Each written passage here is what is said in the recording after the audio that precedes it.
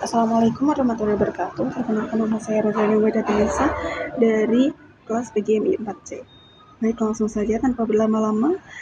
Yang pertama adalah materi dari kelompok 1, yaitu konsep dasar inovasi pendidikan. Apa itu inovasi? Inovasi adalah sebuah ide, gagasan, atau penemuan baru. Jadi intinya inovasi adalah memberi ide atau gagasan baru. Lalu tujuannya itu untuk memecahkan masalah yang ada. Nah, sifatnya itu terencana, disengaja, dan tidak terjadi secara kebetulan. Lalu yang kedua ada perbedaan istilah utama. Inovasi itu adalah pembaruan gagasan. Nah, perubahan itu adalah merubah sesuatu dari yang lama menuju ke yang baru, yang lebih relevan. Lalu ada reformasi. Ini perubahan berskala besar, terstruktur, dan diikuti oleh kebijakan resmi dari negara. Lalu ada pembaruan. Pembaruan ini adalah proses penyempurnaan, bukan penemuan baru, tapi ini proses penyempurnaan dari sesuatu yang sudah ada agar lebih relevan. Nah, selanjutnya ada urgensi.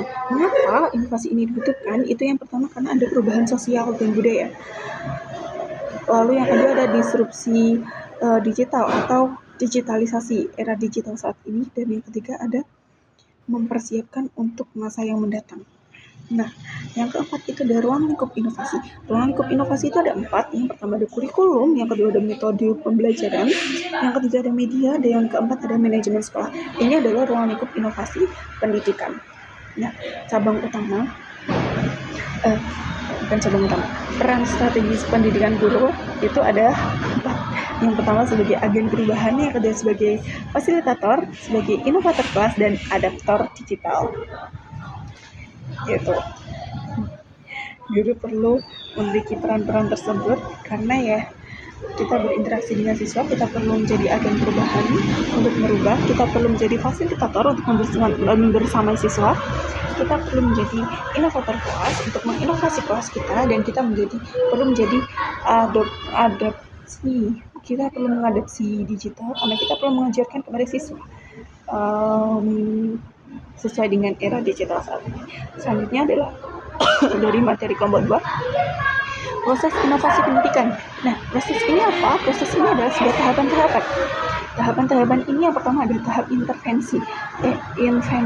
Tahap invensi ini adalah tahap penemuan baru, penemuan atau penciptaan hal baru. Jadi tahap ini, awal ini kita adalah penemuan dari ide, gagasan, atau metode baru. Selanjutnya ada tahap pengembangan atau development. Nah, dari tahap inilah kita merancang, membentuk apa yang sudah kita pikirkan di awal tadi, di tahap invensi tadi. Nah, selanjutnya ada tahap diseminasi. Nah, tahap ini adalah tahap penyebaran inovasi. Jadi dari penemu ke masyarakat luas, itu adalah tahap diseminasi. Selanjutnya ada tahap adopsi. Nah, tahap adopsi ini kita perlu memperhatikan beberapa hal. Yang pertama, pengetahuan, persuasi, keputusan, implementasi, dan konfirmasi. Ini kita perlu memperhatikan ini. Yang terakhir, kita perlu memperhatikan faktor keberhasilan dari suatu proses. Apa saja faktornya? Yang pertama ada atribut inovasi. Kita perlu memperhatikan itu untuk melihat jalannya inovasi nanti. Karakteristik pengguna itu perlu diperhatikan, dan agen perubahan pun perlu diperhatikan. Karena apa? Karakteristik pengguna kalau tidak memiliki mindset perubahan itu tidak akan berubah. Dan kalau agen perubahan, kalau guru tidak berperan aktif sebagai penggerak, maka tidak akan terjadi inovasi di kelas tersebut. Baik, selanjutnya adalah materi dari kelompok 3, yaitu karakteristik, strategi, dan penerapan inovasi pendidikan. Nah, karakteristik inovasi pendidikan ini apa? Yang pertama itu adalah keuntungan relatif. Sejauh mana inovasi dianggap baik untuk dilakukan. Yang kedua ada kesesuaian. Sesuai nggak dengan nilai-nilai yang dengan era saat ini gitu. Yang ketiga ada kerumitan. Yang keempat ada mungkin diuji coba, dan yang kelima ada mungkin diamati. Jadi kita perlu untuk bisa diuji coba dan bisa diamati. Selanjutnya ada strategi inovasi pendidikan. Nah, strategi ini ada beberapa. Yang pertama ada strategi fasilitatif, berfokus pada sarana prasarana. Yang kedua adalah strategi edukatif, menggunakan jalur pendidikan dan pelatihan khusus.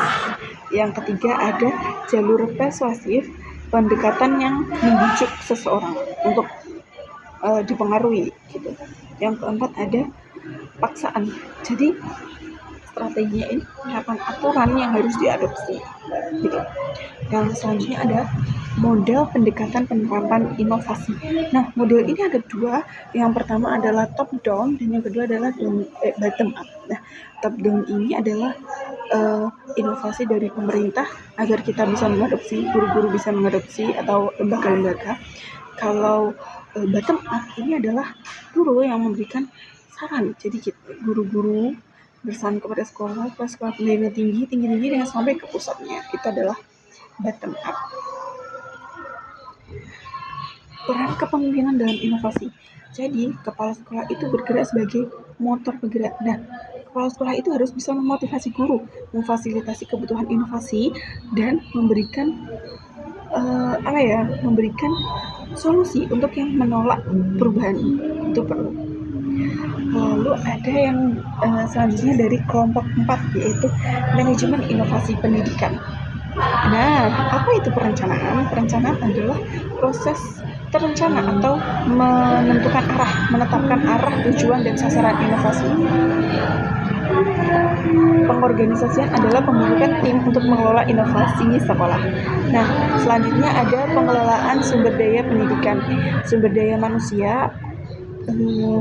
Contoh sumber dayanya itu adalah sumber daya manusia, finansial, sarana, prasarana, dan juga teknologi. Jadi itu adalah contoh-contoh sumber daya yang perlu dikelola. Selanjutnya adalah kepemimpinan inovatif kepala sekolah. Nah, kepala sekolah itu kan bergerak sebagai motor penggerak utama, motivator, sekaligus role model untuk seluruh warga sekolah.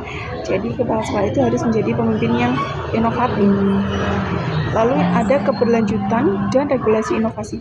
Keberlanjutan ini, jadi kita harus melakukan evaluasi berkala, harus melakukan integrasi sistem, dan kita harus memiliki landasan hukum. Itu. Selanjutnya adalah dari kelompok 5, yaitu konsep model inovasi pendidikan. Apa itu inovasi? Inovasi adalah apa itu model inovasi? Model inovasi adalah kerangka kerja.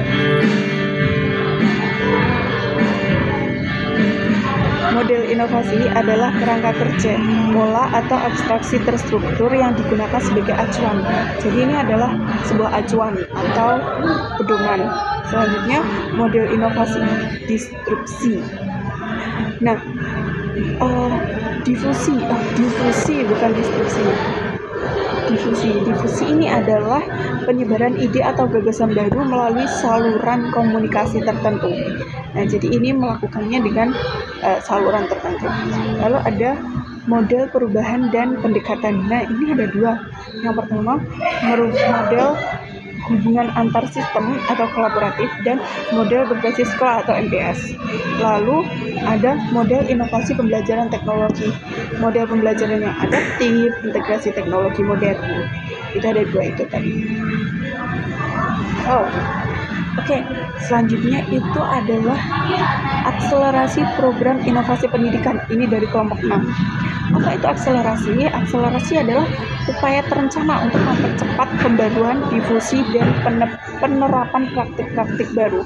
Jadi akselerasi ini adalah sesuatu yang mempercepat inovasi. Strategi percepatan itu ada peningkatan profesionalisme guru, digitalisasi sekolah, monitoring dan evaluasi berkelanjutan, dan yang terakhir kepemimpinan yang mendukung. Nah, 4 ini tadi itu adalah strategi yang dapat mempercepat inovasi. Lalu selanjutnya adalah peran pemerintahan dan kebijakan. Jadi, pemerintah itu berperan sebagai formula kebijakan yang menentukan kurikulum. Ada adaptif, fleksibel, dan sebagainya itu, yang pemerintah sebagai fasilitator dan penyedia platform, dan terakhir sebagai alokasi anggaran khusus. Jadi pemerintah harus memberikan alokasi anggaran khusus. Nah, yang terakhir itu adalah kita perlu memperhatikan kolaborasi 3 pilar pendidikan. 3 pilar ini apa saja? Yang pertama ada sekolah, yang kedua ada orang tua, dan yang ketiga ada pemerintah. Nah, jadi kita perlu memperhatikan kalau salah satunya tidak terlaksana, misalkan sekolah dan pemerintah memberikan yang terbaik, tapi orang tuanya kurang, maka inovasi ini juga tidak akan berlangsung, tidak akan berlanjut dengan sesuai semestinya.